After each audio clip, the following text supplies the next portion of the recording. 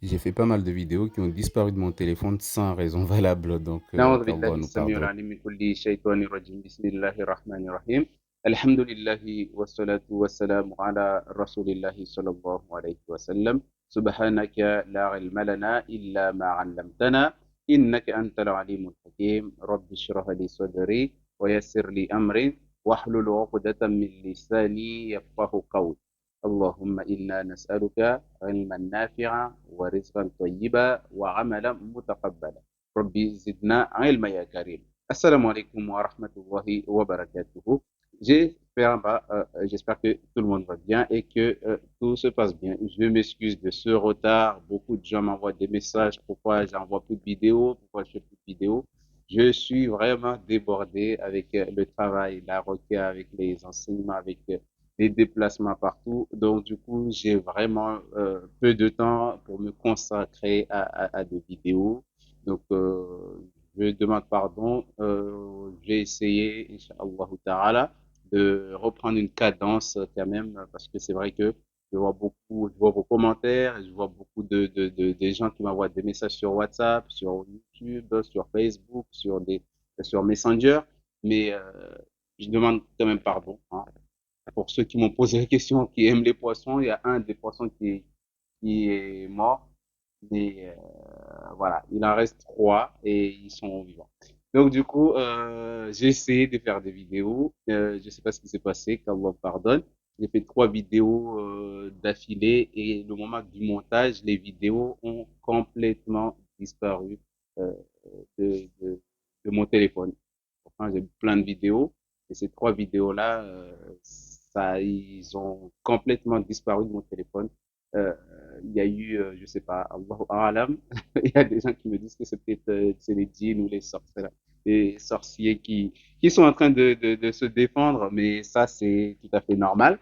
Donc du coup, ils se défendent et nous, on doit aussi se défendre, hein. On peut pas se dire, bon, bah, vu que il y a comme ça, il y a des attaques de tous les côtés qu'on va arrêter. Nous aussi, il faut qu'on cherche aussi un moyen de protection. Mais les vidéos, c'est des points d'exclamation. Je suis en train de faire un montage pour une vidéo et la vidéo disparaît comme ça. Il met des points d'exclamation. Je sais pas, j'ai cherché partout. Les trois vidéos, ils ont complètement disparu de mon téléphone jusqu'à présent. Je ne comprends pas ce qui s'est passé. Allah seul sait. Donc, du coup, c'est pas une plaisanterie en plus. Donc, du coup, à partir de là aussi, il y a des choses, il y a des événements, mais on est toujours là et on va continuer le combat. C'est pour ça que je vous dis toujours, dans le sentier d'Allah, le chemin d'Allah, il faut de la persévérance, il faut de la patience et il faut de l'endurance parce que c'est pas tout ce qui va t'arriver que tu vas baisser les bras. Beaucoup de gens ont baissé les bras, ils ont souffert pendant un an, 2 ans, 3 ans et à la fin, quand la solution leur est proche,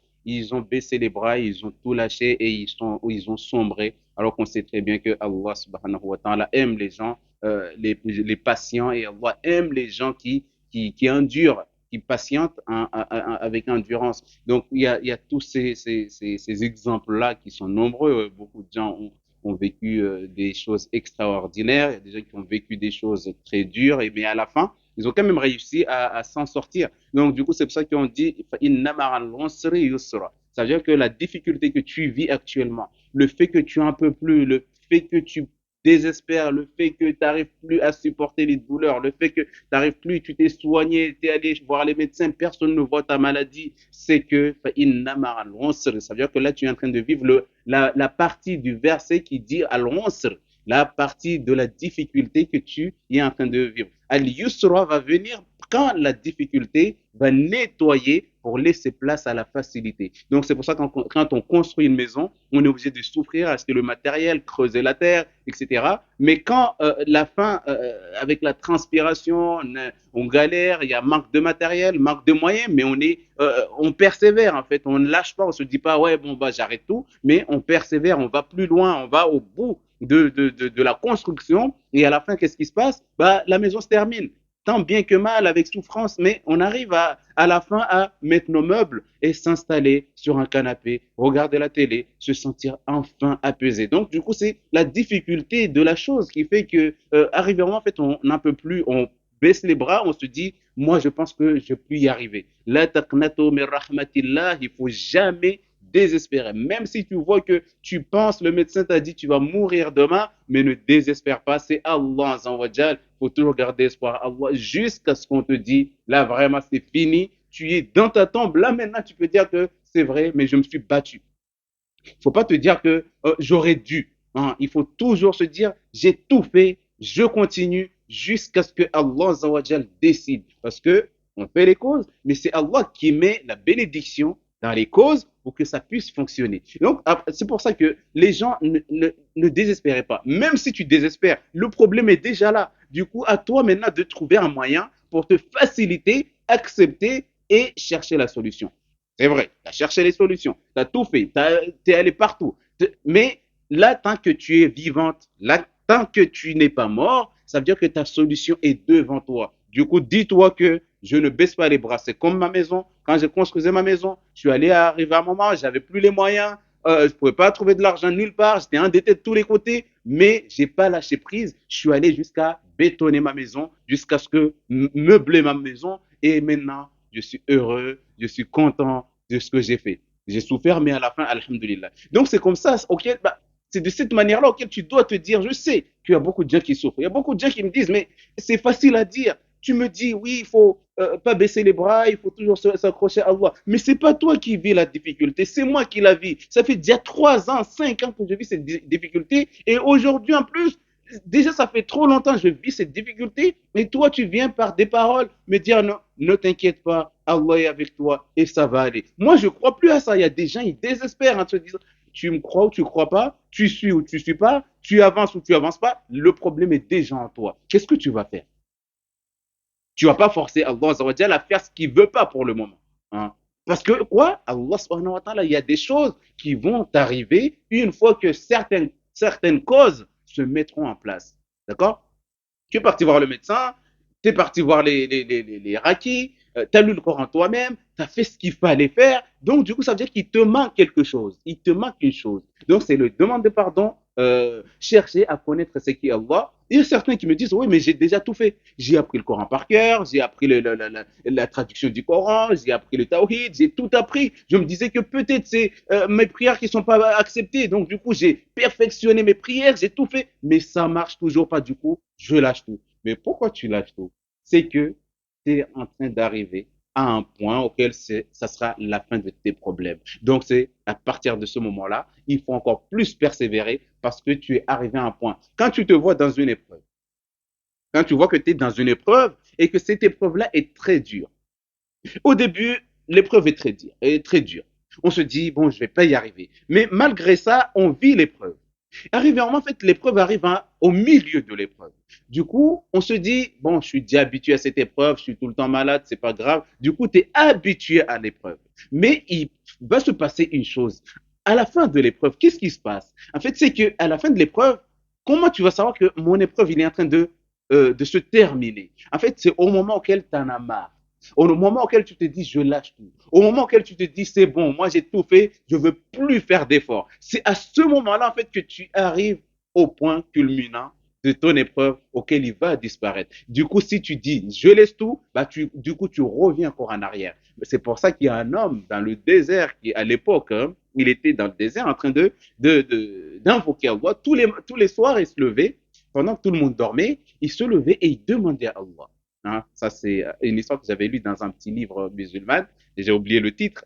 Donc, du coup, en fait, à chaque soir, il se levait. Je pense que beaucoup d'entre vous connaissent cette histoire. Il se levait pour prier et demander à Allah. Mais à force de demander, un jour, il était fatigué.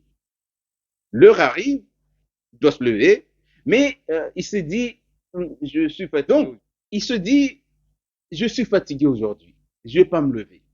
Il commence à s'endormir et il entend une voix qui lui dit, oh toi, fils d'Adam, tu me demandes. Et quand je suis sur le point de te répondre, tu baisses les bras et tu fais marche arrière. En fait, cette histoire-là, c'est une histoire qui booste. C'est une histoire, en fait, qui te donne la force, en fait, dans la vie. Parce que nous tous, on est comme ça. Quand on est sur une épreuve où on a des problèmes, arrivé un moment, en fait, on demande à Allah, on prie la nuit, on fait tout, mais arrivé un moment, quand Allah est prêt à nous donner ce qu'on veut, on baisse les bras et on lâche tout Du coup, ça revient encore en marche arrière et du coup, on est obligé de tout recommencer à zéro. Du coup, c'est pour ça qu'il faut jamais lâcher. Tant que Allah t'a pas exaucé, tant que Allah ne t'a pas donné ce que tu attends, continue, continue, parce que ta solution est devant, Inch'Allah Ta'ala. Donc, c'est pour ça que après l'effort, le réconfort. Ça veut dire que l'effort que tu fais, Inch'Allah Ta'ala, il y a un moment auquel Allah va te récompenser jusqu'à ce que tu oublies toi-même que tu as souffert déjà. Mais dans tout ça, cherche les solutions, fais les causes. Tu n'as pas fini de chercher les causes. Ta solution est quelque part. Du coup, ne lâche rien. Tes efforts vont payer un jour, ici-bas, tes invocations, les demandes de pardon, chercher la taqwa, chercher le tawhid, jusqu'à ce que Allah, prie le soir, te lever pendant que les gens sont en train de dormir et demander, supplier Allah subhanahu wa ta'ala pour le problème que tu vis. Et tu verras le fait juste de te lever avec l'intention. Parce que l'intention est déjà la moitié de la guérison. Le fait de mettre l'intention que tu vas te soigner, c'est déjà la moitié de la religion.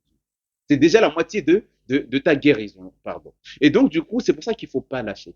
Aller de l'avant, ne jamais lâcher. Un jour ou l'autre, un jour, c'est Allah seul. Il ne faut pas t'en vouloir. Il ne faut pas en vouloir au Raki. Il ne faut pas m'en vouloir. Ouais, tu m'as fait la roquette et je ne guéris pas. Comment ça se fait? Il ne faut pas en vouloir à un Raki. Ouais, il m'a lu 60 fois, j'ai donné 50 000 euros et je ne guéris pas. Ce n'est pas lui qui guérit. Lui, c'est juste, il fait les causes. Il lit le Coran sur toi, mais c'est Allah avec ton effort à toi, ce que tu dois mettre en place, ce que le demande de pardon, qui va faire que Allah, s'il est satisfait de toi, par la cause d'un raki, peut-être tu trouveras ta solution. Mais ce n'est pas le raki qui guérit.